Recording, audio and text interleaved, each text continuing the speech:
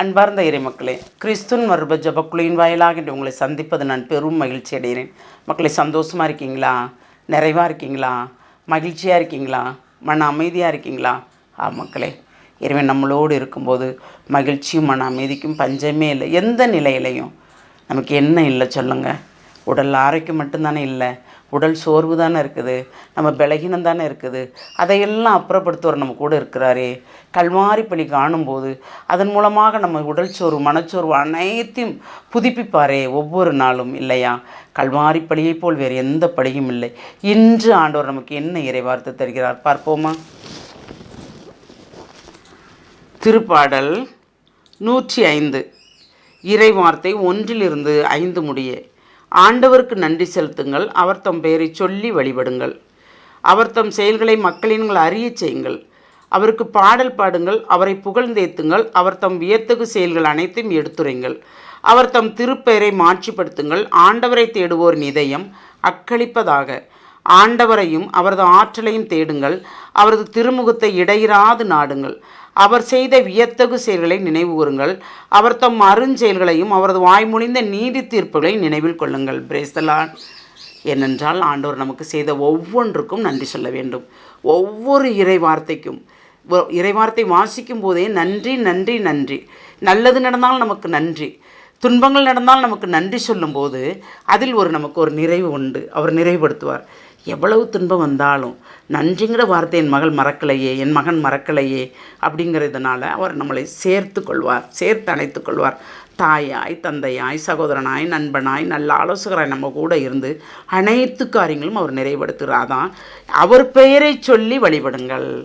ஏனென்றால் தந்தை, மகன், தூயாவி மூவரின் நாமத்தால் தான் நாம் நிறைவாக வாழ்கிறோம்.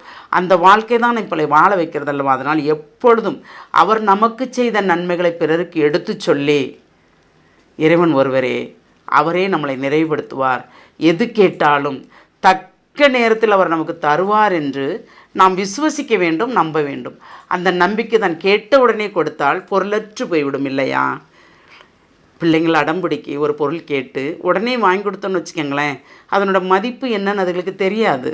ஆனால் அதுக்கு 4 நேரம் 5 நேரம் ஓயாது கரைச்ச பண்ணி கொடுக்கும்போது இனிமேல் நம்ம கேட்டால் தரமாட்டாங்க, இதை நம்ம பத்திரமா வச்சுக்கிறோன்னு சொல்லி பிள்ளைங்க நினைக்குதா? அதுதான். அப்போது இறைவனும் அப்படி தான். அவர்கிட்ட நாம் ஓயாது கேட்டாலும் கிடைக்காட்டாலும், கிடைத்தாலும் கிடைக்காட்டாலும் கேட்டதை விடாதவாறு, நீர் தரப்போகிற கிருபைக்கு நன்றி ஆண்டவரே, நீர் தந்த கிருபைக்கு நன்றி ஆண்டவரே, என்னை வழிநடத்துகிற கிருபைக்கு நன்றி ஆண்டவரே, இன்று என்னை எழுப்பிவிட்ட கிருபைக்கு நன்றி ஆண்டவரே.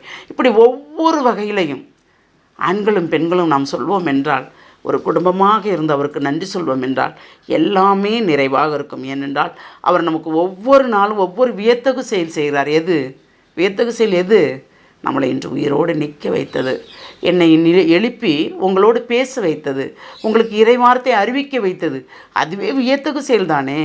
ஆம், எப்பொழுதும் அவரை நினைப்போம், அவருக்கு நன்றி சொல்வோம். நன்றி மறாது இருக்கும்போது தான் நமக்கு ஒரு நிறைவான ஆசீர் உண்டு. சிந்திப்போமா? இறை வார்த்தையில் எல்லாம் வல்ல இறைவா, ஆமாண்டவரே, எப்பொழுதும் நன்றி சொல்கின்ற நாவை மட்டும் தாரும் ஆண்டவரே. எது நடந்தாலும் உம்முடைய தேவ சித்தம் என்று ஏற்றுக்கொள்கின்ற மன பக்குவத்தை தாரும் ஆண்டவரே. நீர் எங்களோடு இருக்கிறீர் என்பதை மட்டும் நாங்கள் உணர்ந்து அதன்படியே எங்களை வாழும்படி ஆசீர்வதியும் ஆண்டவரே.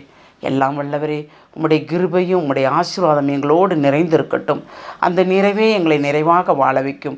அந்த வாழ்க்கை தான் பிறருக்கு நாங்கள் உதவி செய்யும்படி, இயலாமலையும் ஒன்றுமில்லாமலையும் பிறருக்கும் உதவி செய்யும்படி அந்த எண்ணத்தை தரும். ஆமாண்டவரே, இதையெல்லாம் நீர் தரப்போகிற கிருபைக்கு நன்றி கூறி எங்களை முழுமையாக உம்முடைய இரக்கத்துக்குள் ஒப்புக் கொடுக்குறோம். ஜெபம் கேட்கும் நல்ல பிதாவே. ஆமேன், ஆமேன், ஆமேன்.